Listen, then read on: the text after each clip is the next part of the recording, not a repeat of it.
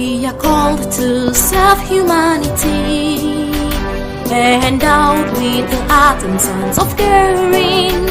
We are built on integrity and discipline that transcends through every generation. Good day, everyone. Our previous lesson, we have talked about, we have introduced our Unit 3 in Foundation of Nursing 4, where we talk about knowing how to provide a comfort, total comfort to a client or patients and their relatives in grief and or dying periods. So we talk about a lot of things. Is where I have defined what is loss. We discuss about sources of loss in the previous class. Our lecture of today we are going to continue from what we refer to as grief. What is grief? We discussed about grief the other time in our previous lesson. I have summarized what is all about grief, but we say grief is a natural response. Munche is a natural response to loss. When somebody lost something as an individual, when you lost something or someone you lost is taken away, is what we refer to as grief. Then when we said grief, it is an emotional suffering. In another definition, we said it is an emotional suffering you feel when something or someone you love has taken away. Wannan shine abin da muke nufi grief. You may associate grief with death of a loved one. When sometimes you lost a loved one, you can equally associate grief as loss of loved one. And another thing da ya kamata mu sani akan grief, any loss can cause grief, including there are some losses that cause grief. Number one, we have a relationship breakup. Maybe in a situation whereby someone lost a relationship, maybe you are in a good relationship with someone and you break up. As you break up, that one is a typical example, or is a typical cause of grief. As you lost a relationship between you and a friend, or a girlfriend and a boyfriend, or a husband and a wife, you see that relationship has break up. As that relationship break up, you definitely has to feel that intense of emotional suffering in your body. That intense you feel is what we refer to as grief. Then the other one, we have loss of health. When somebody lost his health, you are completely healthy person and you lost your health. When you fall sick, you definitely has to feel that intense offense. That intense you feel is what we refer to as grief. That emotional suffering you feel in your body or in your system is what we refer to as grief. Something also like losing a job. When somebody lost his job is also a typical example of grief. When you lose your job, for instance, job has to be with sometimes somebody, the owner or the employer can dismiss you. Sometimes something coincidence will happen in your place of job, you can equally lose your job, they can equally dismiss you. When they dismiss you or they sanction you, you have lost your job. Or one thing happen, maybe something happened coincident, you found guilty in something, then you lost your job because of that, or the owner of the company has died. Because of his death, the company may shut down. All these kinds of things, you can cause a loss of job. So this loss of job, that's feelings of suffering, emotional suffering that you feel, you can refer it as as grief. Sometimes loss of financial stability. You may see a lot of people can equally lose their financial stability. They will have financial instability because of that financial instability. Before their life is in good stage, they are enjoying their life, they have money to buy everything, anything they want to do in their life they used to do. They used to travel to abroad, and just of instant you lost that financial stability in which you cannot do, or you can no longer enjoy all those things you have been enjoying before. That one can lead somebody to grief. Then there is miscarriage. Miscarriage also is one of the cause of loss. A woman has an abortion just because of one of incidents happen to her, whether disease, whether sudden loss of someone can equally make her lose her pregnancy. That miscarriage can cause grief. So a woman maybe has miscarriage 1 or 2 times, or somebody that is expecting to get a pregnancy, and later on you lost the pregnancy. It can lead you to grief. Another one is date of a fate. Date of a pet, date of a loved one, somebody you love died. You understand? That one can also cause grief. Then another one is loss of a cherished dream. In a cherished dream also is one of the typical cause of a grief. We also have a loss of someone serious in illness. Maybe somebody you love is seriously in a stage of severe illness. That one can lead you to grief. We also have a loss of a friendship. Maybe you have a friend that you are seriously in friendship and you lost that friendship. That one also can lead you to grief. Another thing, how does grief manifest? It's manifested in 3 ways. 1, it can be manifested in thought. You may see somebody can be making some thought because he's in grief. That one, it can be manifested in thought. And grief can be manifested in feelings. It can be manifested in behaviors associated with overwhelming. Somebody will be in a state of overwhelming. Somebody will be in a state of distress. Somebody will be in a state of sorrow. Next thing we have to discuss here is types of grief. This type of grief, the grief reaction may be in abbreviated grief or maybe as anticipatory grief. Now let us discuss about abbreviated grief. Menene abbreviated grief? Abinda ake nufi da abbreviated grief bakin ciki ne that is happening to you which is in a short period of time. Is brief, zai faru amma na dan lokaci kalilan ne. Shine muke magana. Is a brief but genuinely felt.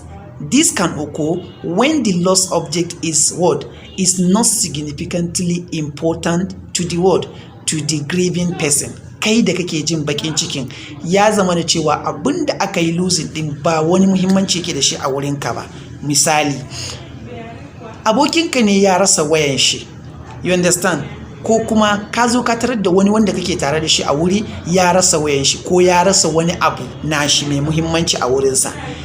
Da ya rasa zaka ji bakin cikin dan ya rasa abun, amma naka na dan lokaci kalilan ne. Don haka wannan kalan grief din za a kira shi abbreviated grief. Ko kuma wani ya zo ya ma maida ma da kalan abinda ka rasa amma bai kai naka daraja ba, to duka dai zai zama na grief ne, amma dai na wancan wanda zai baka bakin ciki ko zai taya ka bakin cikin na dan lokaci kalilan ne.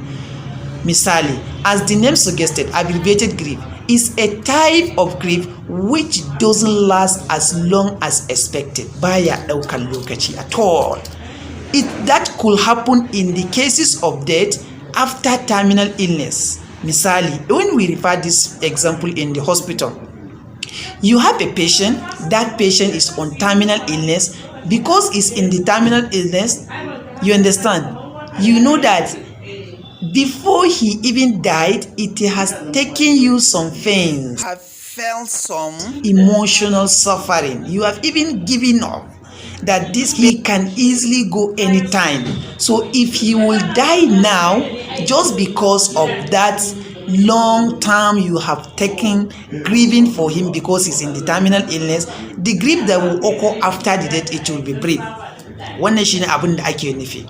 Mun san akwai waɗanda za a kawo su a asibiti wanda they will take longer period of time suna jinya na rashin lafiyansu, wanda duk wani a family har zai giving up. Wasu har za su ringa tunanin ma by now wani ya kamata ya mutu. To kai because kai da kake jinyansa, ko kai babanka ne ko mamanka ne ko wani dan uwanka ne, har ka riga da ka gaji da jin, ba mu ce ka gaji ba, za mu ce duk wani kalan bakin ciki na jin ka rasa shi, ka maybe babanka ne yake daukar ɗawainiyar karatunka, ka ɗauki tsawon lokaci har ka fara samun mafita wata yanda za ka yi ka raising kuɗaɗen makarantanka. To kaga kenan ba rana tsaka ka zo ka ji ya mutu ba. Wannan loss ɗin bai zai zama actual ba na lokaci ɗaya.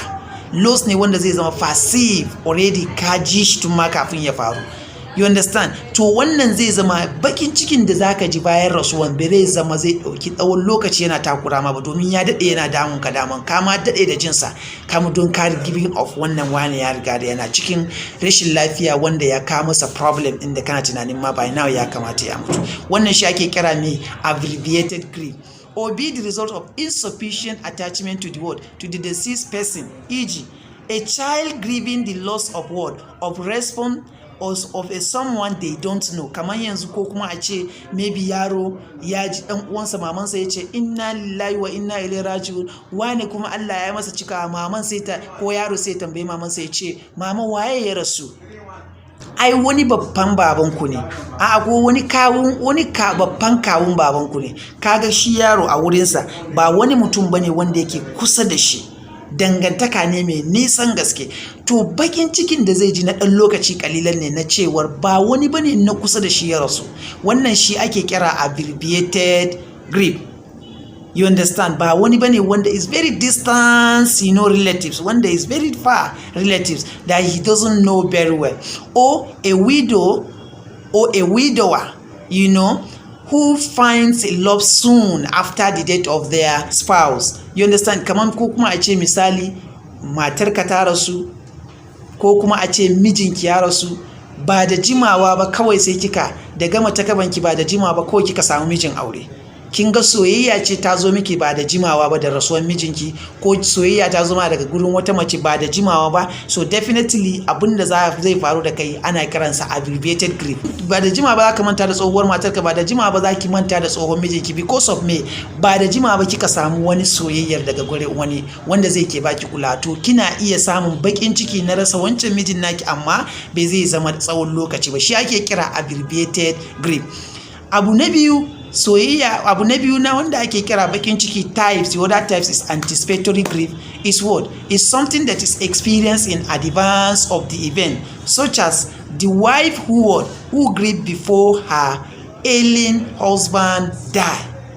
Kamar misali a ce abin da ake nufi da anticipatory, ka ji bakin ciki kafin abin da zai ja maka bakin cikin ya faru. Misali, miji ne, mace ne tana jinyar mijinta a asibiti, kafin ya rasu ta daɗe da jin baƙin ciki ma na cewar ai wannan kamar ma ya rasu ne. Bai rasu ba, amma duk wani baƙin cikin da ya kamata ta ji, musamman na ganin tashinsa ko bai tashi ba, ta riga da ta ji kamar bai tashi ba. Wannan fencing da grief din da za ki ji, the grief that we will feel is what we refer to as anticipatory grief. Now look at a young person may grieve in advance of an operation that will leave a scar.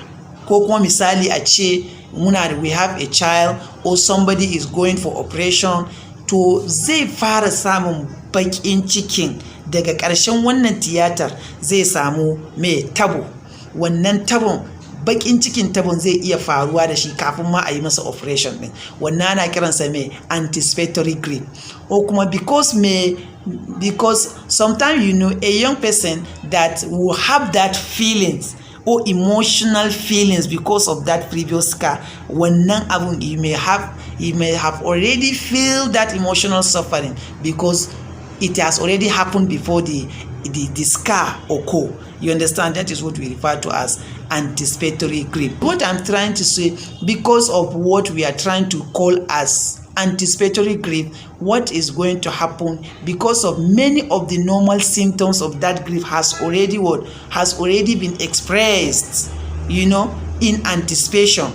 anticipation, which the reaction when the loss actually occurs, when the death or that death that you are waiting to happen, when it has happened, actually it has occurs, is sometimes quite abbreviated. You understand? Because it will just be quite abbreviated. You have already felt what you are expected to feel when the actual death occurs. Shine muke kira anticipatory, abinda zaka tarar ko ya faru kafin asalin abinda kake tsoro ya faru. Wannan shine anticipatory. The other types of grief, we have complicated grief or chronic grief. Wannan ma ana kiransa types of grief. We also have unhealthy grief. All these are examples of more types of grief that we have under this types of grief. So for grief, we have come to the end of loss and grief under this episode. The next thing we are going to discuss, we are going to talk about dying and death of a patient. Dying and death. We are going to look at what is death and what is dying. What are the stages of dying? We are going to discuss in the next episode. Thank you so much. Please don't forget, idan har baka mana subscribing a wannan bidiyon ba, da Allah ka duba like button ko kuma subscribe button ka yi mana subscribe.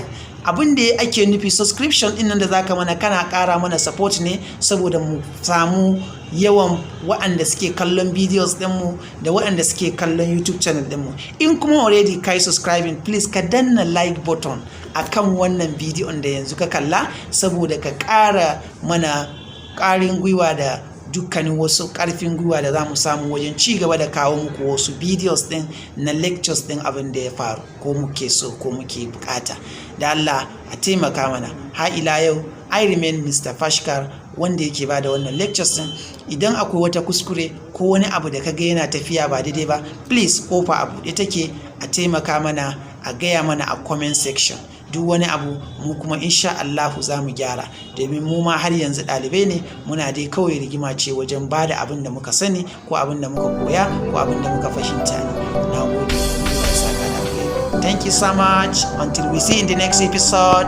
See you. We are called to self-humanity, endowed with the art and science of caring. We are built on integrity and discipline that transcends through every generation. Immaculate and amicable, we are the source of hope to ailing ones and the foundation for building a healthy world. Together